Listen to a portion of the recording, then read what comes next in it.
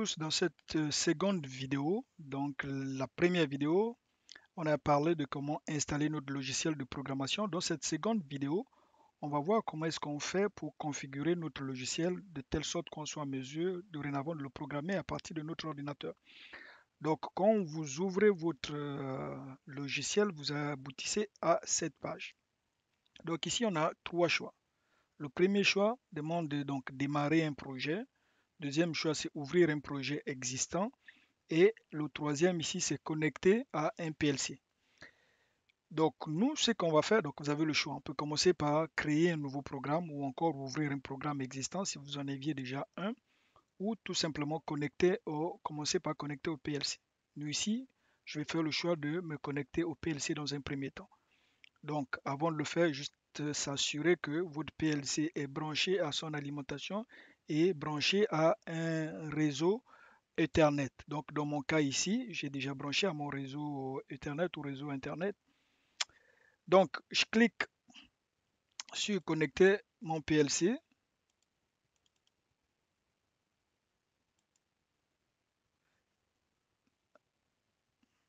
OK, donc je double-clique dessus et puis j'arrive à ce menu ici.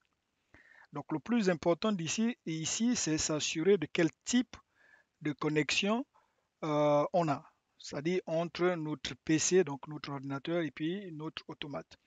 Donc en ce moment, je ne suis pas en connexion USB, je suis en connexion donc Ethernet. Donc j'ai un câble réseau qui est branché entre mon ordinateur et mon réseau. Donc en réalité, mon ordinateur est branché à mon réseau et puis mon PLC est également branché au même réseau. Donc je vais choisir Ethernet.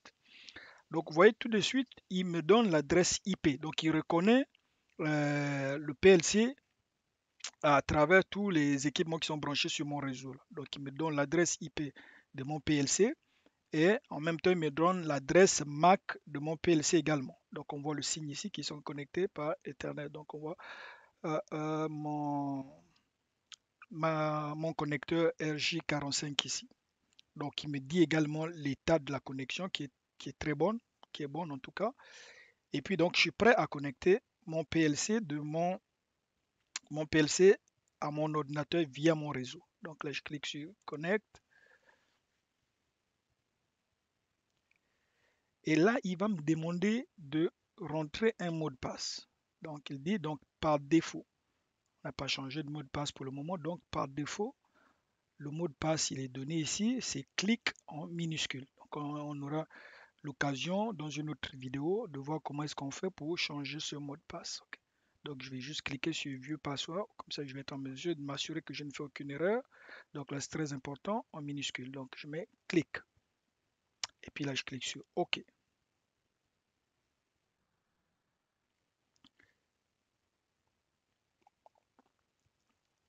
Donc là, très important.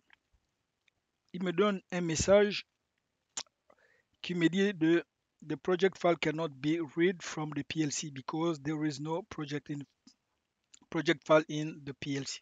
Ok, donc là il me dit il peut rien lire dans le PLC parce qu'il n'y a aucun projet disponible sur le PLC. C'est normal, on n'en a pas créé encore. Donc je vais cliquer sur OK.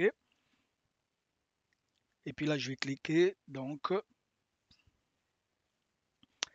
vous voyez, une fois cliqué donc sur Connect, une fois connecté, je pourrais agrandir mon logiciel ici.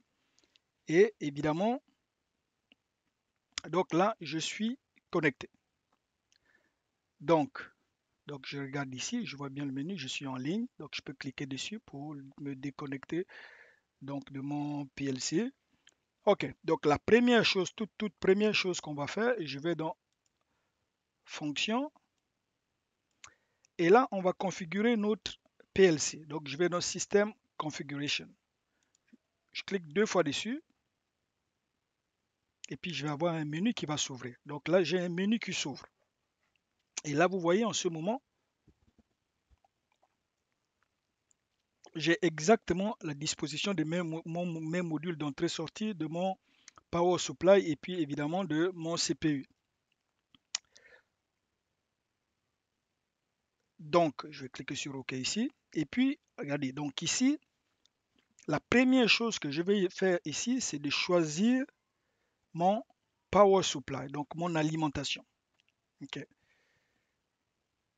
Donc là, je regarde mon PLC et puis je vais trouver son alimentation. Donc ici, je vais juste, donnez-moi quelques secondes, je vais juste vous montrer de quoi a l'air en ce moment de façon physique mon PLC. Ok.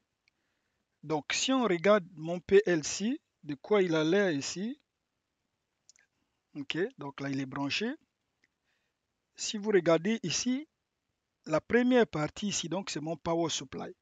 Et quand je regarde en haut ici, j'ai un numéro de modèle. Ensuite, la seconde partie ici, j'ai mon CPU. Okay? Donc si vous voulez, c'est l'ordinateur qui va faire tourner, qui va gérer toutes mes interactions ici. Ensuite, ici, j'ai un premier module d'entrée-sortie et j'ai un second module d'entrée-sortie. Donc si vous regardez en ce moment-là, c'est exactement la même image que le logiciel me donne. Pourquoi? Parce qu'il a été capable de repérer toutes les entrées-sorties et en réalité, toutes les entrées-sorties, on pourrait dire et le power supply, mais là, sauf qu'il n'a pas le modèle, il va falloir qu'on lui précise de quel modèle de power supply il s'agit. Donc, c'est ce que on va faire ici. Donc, si je reviens à mon logiciel ici, donc il faut que je lui précise le modèle de mon power supply ici, donc de mon alimentation. Donc, quand je regarde sur mon power supply ici, je sais, donc je clique sur Select ici, et là, j'ai tous les modèles de power supply qui sont fournis par la compagnie. Donc, en ce moment, quand je regarde le mien ici, donc j'ai bien le C000AC. Donc, je vais cliquer sur lui, je vais le sélectionner. Et là, regardez, il va me donner la capacité en termes d'ampères de mon power supply. Donc, j'ai un 500 mA. Vous voyez, j'ai 120 mA qui est déjà utilisé par le CPU. J'ai 100 mA qui est utilisé par le premier module d'entrée-sortie. Et là, j'ai un autre 80 mA qui est utilisé par le second module d'entrée-sortie. Donc là, vous pouvez faire les calculs. Donc en ce moment, j'ai 500 moins ces trois valeurs ici. Et puis vous avez, en termes de courant, qu'est-ce qui vous reste. Donc, si à un moment donné, vous voulez rajouter d'autres modules ici, donc juste tenir compte du courant restant ici. OK. Donc là, qu'est-ce qu'il y a d'intéressant ici à regarder? Donc la première chose, évidemment, j'ai mon CPU ici, mais j'ai slot 0, slot 1. Donc en réalité, slot 0, c'est L, donc on le voit bien ici, slot 0 et puis slot 1. Donc là, il me dit qu'est-ce qui est branché comme entrée-sortie ici. OK, donc très intéressant ici, si je regarde, donc j'ai ici les modèles des deux modules d'entrée-sortie ici. OK. Donc ici, quand je regarde bien en termes de input ici, donc des entrées, j'ai des entrées qui vont partir de X001 à X004. Donc si je regarde bien ici, là, j'ai donc, qu'est-ce que ça me donne comme information? C'est que sur le premier module, j'ai 4 entrées numériques. Donc de 1 jusqu'à 4. 4 entrées numériques. OK. Et si je regarde en termes de sortie, j'ai 4 sorties également. Donc de 1 jusqu'à 4, j'ai 4 sorties numériques. Donc je regarde ce module, j'ai 4 entrées numériques et puis 4 sorties numériques. Ensuite, si je regarde le deuxième module, je sais que je vais avoir donc je pars d'ici, vous voyez, des adresses 0,21 ici à 0,24. Donc là encore, je vois que j'ai 4 entrées numériques ici. Et puis ici, je vais avoir 4 sorties numériques donc sur le deuxième module ici. OK. Donc, si je veux savoir, parce que si on regarde bien ici, j'ai d'autres types d'entrées-sorties qui sont ici. Donc en réalité, ça va être tout ce qui est de entrée-sortie analogique. Donc si je regarde ici, si je clique sur configurer ici, là il va m'afficher tout ce qui est entrée et sortie analogique. Donc ici vous voyez donc j'ai ma première entrée ici analogique, donc de 0 à 5 volts ou de 4 à 20 milliampères. Donc là, j'ai le choix. Donc ici, évidemment, le choix va dépendre du type de transmetteur ou du type de capteur. Donc si je veux brancher un transmetteur qui me donne de 4 à 20 milliampères, je vais dans ce cas cliquer ici. S'il s'agit d'un capteur qui me sort de 0 à 5 volts ou bien d'un transmetteur qui me sort de 0 à 5 volts, donc je vais venir tout simplement l'indiquer sur mon entrée. Donc c'est la même chose ici, donc je vois que j'ai deux entrées. Donc ces deux entrées en réalité peuvent fonctionner de 0 à 5 volts ou de 4 à 20 milliampères. Donc le choix sera dicté par le type de capteur ou de transmetteur que vous allez brancher. Donc c'est la même chose ici pour l'entrée 2. Et là vous voyez, vous avez en termes de sortie analogique aussi, donc j'ai le choix entre deux. Ok. Donc pour le moment, on va le laisser comme ça. Un peu plus tard dans la vidéo, on va le configurer pour pouvoir lire une entrée de 4 à 20 milliampères. Donc, on va cliquer Cancel pour le moment. Ensuite, je regarde la deuxième slot. OK, donc slot 0, slot 1. Si je regarde ici, configure. Donc ici, si je regarde, en termes d'entrée analogique, vous voyez, j'ai pas de choix ici. J'ai juste sur cette carte, donc j'ai juste des entrées de type 0 à 20 milliampères. Donc là encore, si j'ai des transmetteurs quelconques que je fais brancher à ces entrées, je m'assure que ces transmetteurs sortent un courant de 0 jusqu'à 20 milliampères.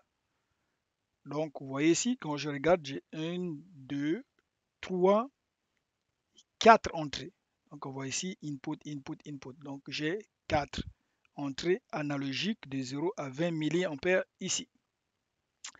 Ensuite, en termes de sortie, qu'est-ce que j'ai? J'ai deux sorties ici. Deux sorties analogiques de 4 à 20 milliampères. Donc là, en ce moment ici, je peux contrôler un actuateur qui va fonctionner de 4 à 20 milliampères. Ça peut être une vanne modulante, ça peut être n'importe quel type d'actuateur, mais qui vont être contrôlés à partir d'un courant de 4 à 20 milliampères. Donc ici, j'ai la même chose ici à ma deuxième sortie analogique ici, 4 à 20 milliampères. Donc là, ça nous donne pas mal le portrait de notre PLC. Ok, on va juste mettre cancel pour le moment, on n'a pas fait de modification là-dessus. Donc, je viens ici, je clique sur OK. Et là, il dit le projet doit être transféré. Le projet doit être transféré à cause du système parce que les configurations ont changé. Donc, les configurations ont changé, autant pour moi. Donc là, on a ajouté, on a précisé de quel power supply il s'agissait. Donc là, c'est très important de prendre cette information et puis de l'envoyer au PLC. Parce que là, on a fait des configurations, mais on ne les a pas envoyées au PLC. Donc là, on va les transférer au PLC. Donc je vais dire OK.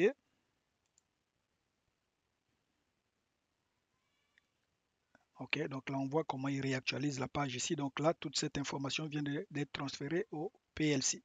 Donc maintenant, si on regarde ici rapidement, donc aujourd'hui, c'est une vidéo évidemment d'introduction, ne passera pas au travers de toutes les composantes ici, là. Mais là, pour ceux qui ont déjà programmé des PLC, donc vous ici, vous reconnaissez pas mal tout ce qui est entrée, sortie et autres. Et très important, ce logiciel ne peut utiliser qu'un seul langage de programmation. En fait, on va dire deux. Le langage de programmation utilisé ici, c'est le ladder, donc le diagramme en échelle. Donc on peut faire ça aussi. Et puis si on regarde ici dans le fond, je regarde ici, je peux configurer, je vais dans programme ici, donc je peux également contrôler des boucles de régulation à partir donc du PID. Donc ça évidemment quand on parle des PID, on parle de function block. Donc on va mélanger function block, bloc de fonction et puis notre langage ladder ici. On va programmer, en fait, on va simuler une entrée de 4 à 20 milliampères et puis on va lire la valeur du PLC. Donc c'est comme si on va brancher un transmetteur de 80 milliampères sur une autre PLC. Et puis on va varier le courant de ce transmetteur, provenant de ce transmetteur, et puis on devait être en mesure de le lire sur notre PLC, donc sur le logiciel ici. Donc pour ce faire, qu'est-ce qu'on va faire? On va créer un tout petit programme simple. Donc ici, c'est très important de la façon avec laquelle le logiciel est fait. Il faut au moins que j'ai une instruction end sur une de mes lignes ici pour pouvoir transférer mon programme à mon PLC. Et d'accord? Donc, si par exemple, je vais ici, PLC, ok, si je fais write into PLC, donc je vais écrire dans le PLC. Regardez ce qu'il va me dire. Donc, il va me dire ici, vous voyez, j'ai un message d'erreur ici. Donc, il va me dire, non, il y a quelque chose qui ne fonctionne pas. Donc, en réalité, pourquoi? C'est parce que je n'ai pas d'instruction de fin ici. Donc, très simple, je vais juste faire, on va juste cliquer sur notre ligne ici, et puis on va aller chercher l'information. En fait, on va aller chercher notre, donc, notre instruction end ici. Donc, si je clique ici, donc vous voyez, j'ai end ici. Là. Ok, donc une fois j'ai fini de mettre mon instruction end ici, si je fais write to PLC, donc je vais envoyer le programme ici au PLC. Donc lui il va me dire qu'est-ce qu'il va me donner comme message. Il dit le password n'a pas été configuré. Donc lui demande à ce que il y ait un password, donc un mot de passe déconfiguré à chaque projet. Là. Donc il me dit comment le faire. Donc je vais cliquer sur OK. Je vais dans Setup et puis là je vais dans User Account Setup et là Admin. On va cliquer sur tout simplement sur Disable. OK. Donc on va désactiver la demande de password. Et puis là je vais cliquer sur OK. OK. Donc là si je répare ici mon PLC et puis j'ai dit écrire PLC. OK. Donc là il dit qu'il a trouvé une version récente. OK. Comparativement à la version donc 3.4. OK. Donc là je vais cliquer sur OK pour la mise à jour. Là, c'est très important, il faut le faire. Donc, je clique sur Update, je dis Yes. Donc là, il va tout simplement mettre à jour le logiciel. Ok, donc 2 minutes plus tard, vous avez le message qui vous dit que le firmware donc, a été, euh, euh, a été mis à jour avec succès. C'est ça. Donc, je clique sur OK. Et puis là, je clique sur Close. Et là, en ce moment, donc, je peux aller encore réécrire sur mon PLC.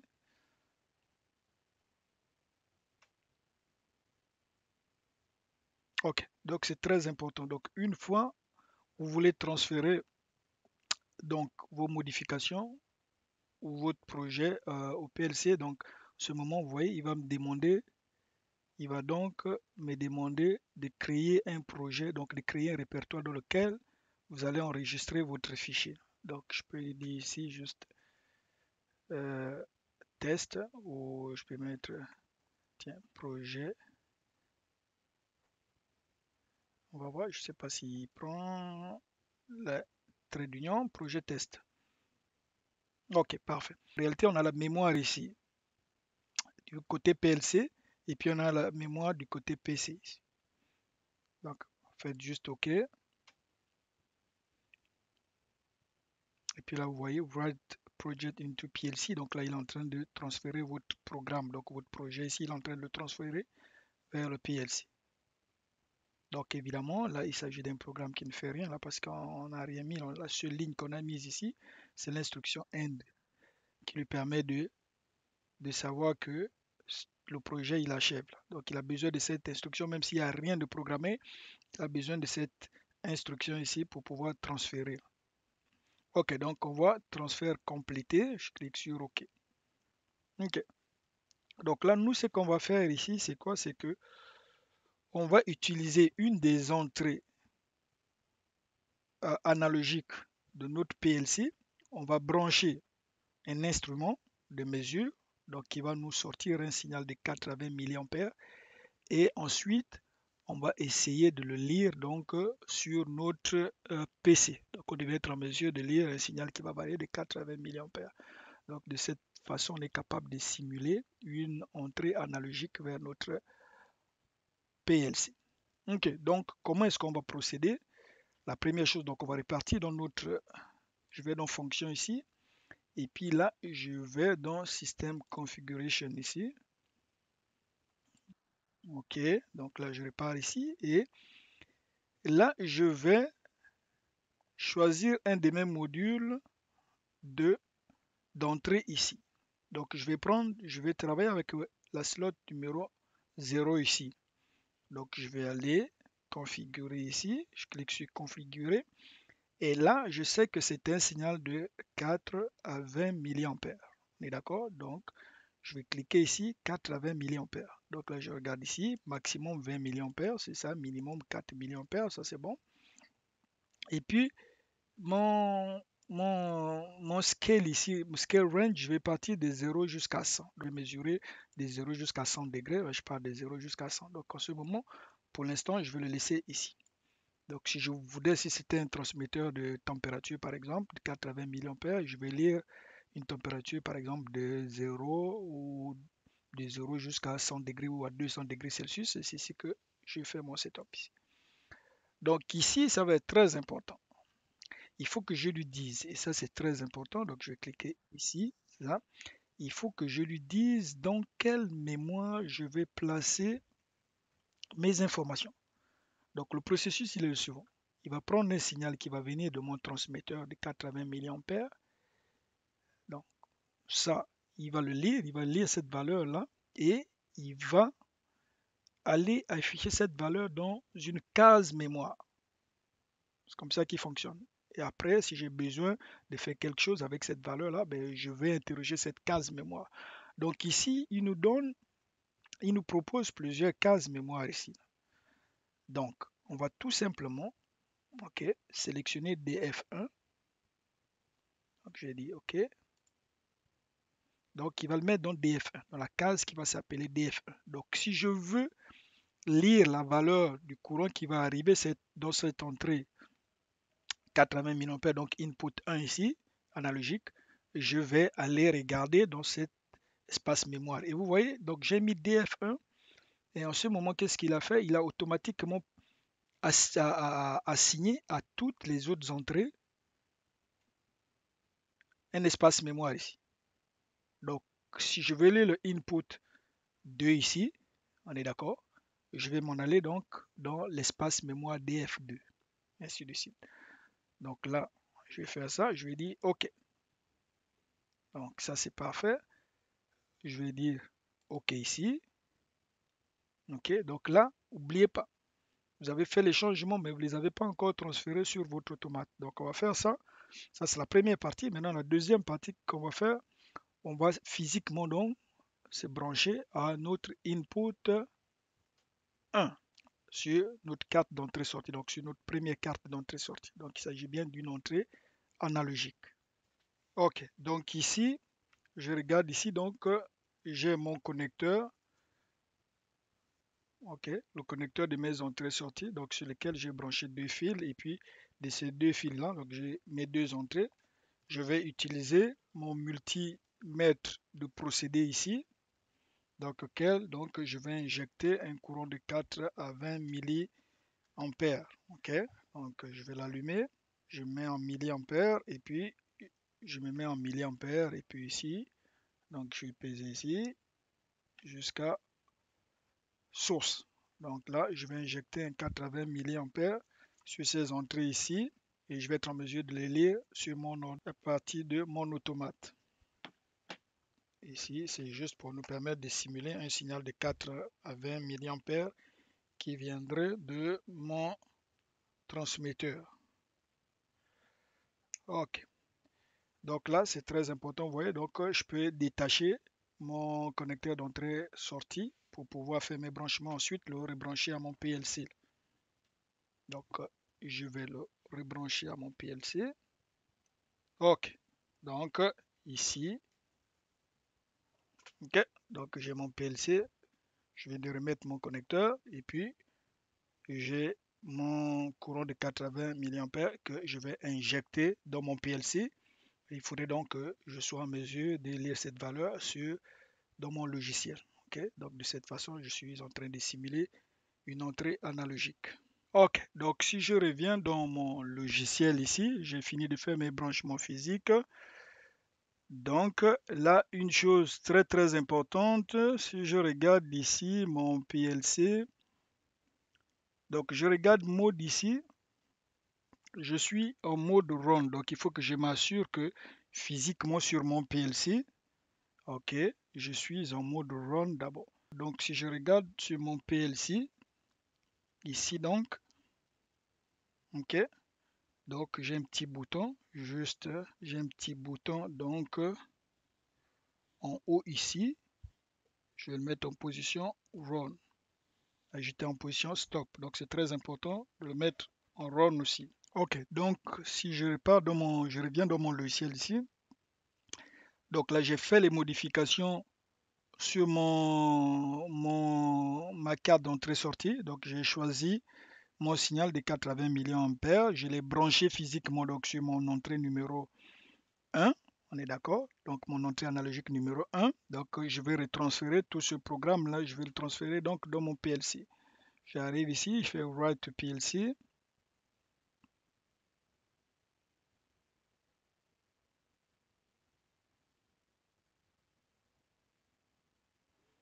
OK. Donc je mets OK. Donc là, il me dit, est-ce que vous voulez qu'une fois le programme transféré, je mette le PLC en mode run? Je dis oui.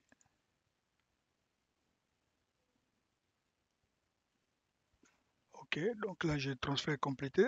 Donc là, ce qu'on va faire, c'est quoi? C'est qu'on va visualiser la valeur de courant donc qui va venir de notre entrée.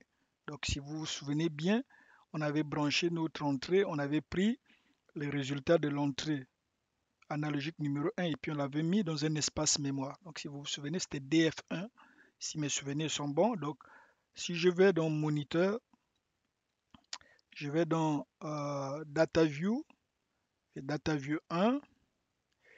Et là donc, ici, ça c'est une valeur ici mise pour des tests que j'ai fait auparavant. Donc je viens ici, dans cet espace-là, je vais aller chercher donc DF1. Donc je vais ici, DF1, il est là, je clique dessus, je dis OK. Donc là, en ce moment, vous voyez, j'ai 0. Donc en ce moment, sur cette entrée analogique ici, j'ai 0 mA qui viendrait de mon transmetteur. Donc maintenant, si on fait le test, donc je vais prendre mon multimètre de procédé et puis je vais injecter du courant là-dedans et on devait être en mesure de voir la même valeur ici. Je vais juste vous montrer mon multimètre et puis la valeur du courant qu'on va injecter là-dedans. Ok, donc si on regarde ici en ce moment, ok, donc vous voyez j'ai 4 mA ici et vous voyez j'ai 0% de courant, vous voyez là. Donc vous savez, on a vu que le signal c'est de 4 à 20 mA. Donc 4 mA représente 0 et puis 20 mA représente le maximum. On est d'accord? Donc 20. Ok, donc ici je vais juste augmenter le courant. Donc si je le monte de 25%, donc vous voyez, donc j'ai 25%. Et puis, vous voyez, j'ai quoi? J'ai 8 mA. On est d'accord? Donc, si on s'en va regarder notre résultat sur notre moniteur, donc si je regarde ici, vous voyez, j'ai 25%. Donc 25,000. On va rajouter 25% de plus. Donc, si on regarde ici, je vais remonter de 25%. Donc, si vous regardez ici, je suis à 50%. Donc, j'ai 12 mA. Santé ici, tout le monde voit ça. Donc j'ai 12 mA qui correspond à 50%. Ok, de 4 à 20 mA, 50% représente 12. 12 mA, donc 50%. Donc si je repars dans mon logiciel, je devais avoir 50%. Donc je regarde ici, vous voyez bien, 50,03, donc il représente bien 50%.